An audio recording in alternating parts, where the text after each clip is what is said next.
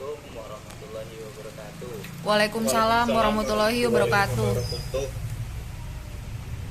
Untuk persingkat waktu saja ya, karena udah kemakan waktu. Di sini saya akan menjelaskan dan presentasikan yaitu pengaruh kecerdasan emosional terhadap interaksi sosial. Nama saya Aib Suhaidi, nomor induk mahasiswa saya 2892050096 dengan prodi saya yaitu manajemen kelas sore dengan dosen pengampu Dr. Andres Supriyadi STP MPD. Saya berkuliah di Universitas Pancasakti Bekasi. Oke, langsung saja. Di sini saya akan menjelaskan latar belakangnya dahulu, yaitu interaksi sosial adalah hubungan timbal balik yang saling mempengaruhi. Ada aksi dan reaksi, pelakunya lebih dari satu, individu versus individu, individu versus kelompok, kelompok versus kelompok, dan lain-lain. Contoh, guru mengajar merupakan contoh interaksi sosial antara individu dengan kelompok. Interaksi sosial memerlukan syarat yaitu kontak sosial dan komunikasi sosial. Ada rumusan masalah. 1. Seperti apakah tindakan sosial di masyarakat? 2. Apa yang dimaksud dengan interaksi sosial? 3. Bagaimana bentuk-bentuk interaksi sosial? Dan di sini juga ada tujuan pembuatan makalah ini adalah untuk memenuhi salah satu tugas mata kuliah tempat ruang dan sistem sosial serta sistem sosial untuk wawasan dan ilmu kami tentang pengaruh interaksi sosial bagi masyarakat. Oke, selanjutnya pengertian interaksi sosial. Interaksi sosial adalah hubungan antara manusia yang menghasilkan hubungan tetap dan pada akhirnya memungkinkan pembentukan struktur sosial.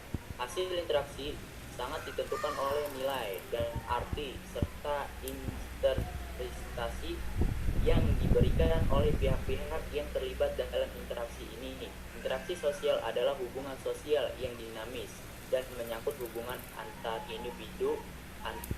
individu dengan kelompok maupun antara kelompok dengan kelompoknya lainnya. Oke, selanjutnya. Faktor-faktor yang mendorong interaksi sosial.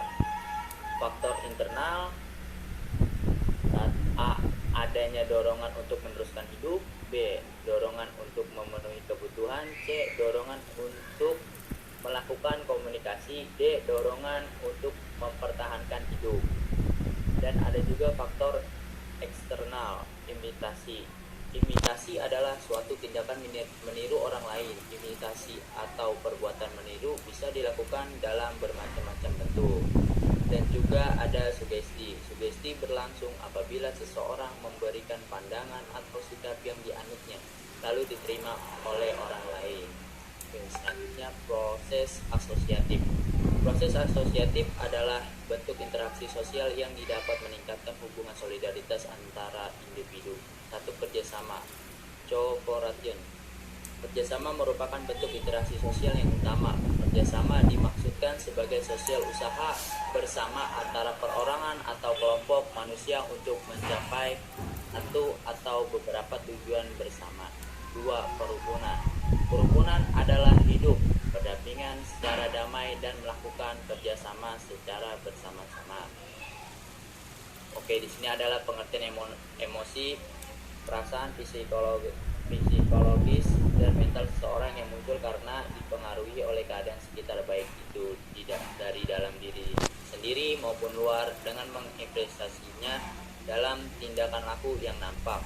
Dengan demikian, emosi merupakan reaksi terhadap rangsangan dari luar dan dalam diri individu. Sebagai contoh, saat seseorang mendapatkan hadiah akan muncul emosi gembira, mendorong perubahan suasana hati seseorang sehingga nampak terlihat tertawa. Sebaliknya, jika melihat hewan kesayangannya mati, timbullah emosi sedih yang akan mendorong perilaku menangis. Oke, selanjutnya kesimpulannya adalah imitasi tindakan sosial meniru sikap, tindakan, tingkah laku atau penampilan fisik seseorang secara berlebihan.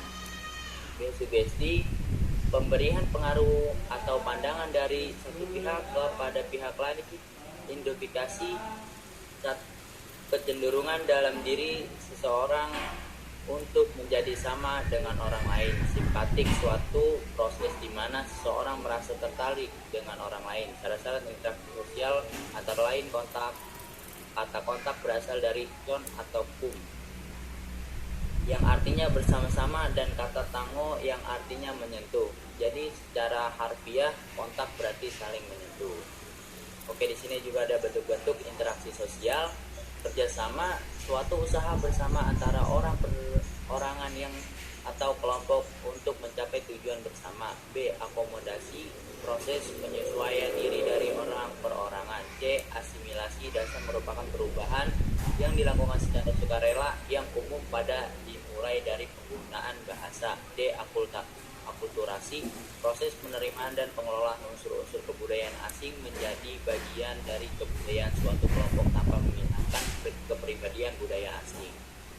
Sarannya adalah dalam kehidupan manusia di dunia ini tidak akan lepas dari kehidupan masyarakat. Maka kita sebagai manusia yang hidup bermasyarakat harus menyadari bahwa kita hidup tidak mungkin sendirian. Untuk itu, marilah kita menjadi warga masyarakat yang baik dengan berinteraksi antar individu dengan individu lainnya, antar individu dengan kelompok, bahkan kelompok dengan kelompok, agar terjalin persatuan dan persatuan dalam kehidupan masyarakat. Oke, sekian dari saya, matur suwun, terima kasih.